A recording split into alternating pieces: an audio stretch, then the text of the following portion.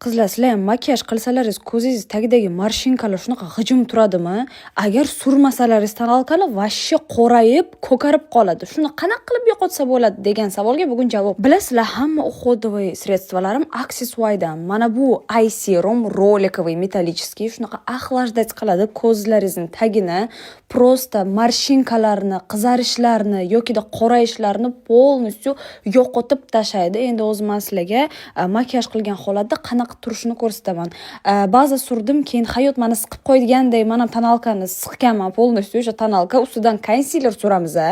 Обязательно korrektirovka qilamiz yuzimizni. Jiddiy rumyana qilamiz, pudra qilamiz, tush qilamiz и effektini maza qilib ko'rasizlar.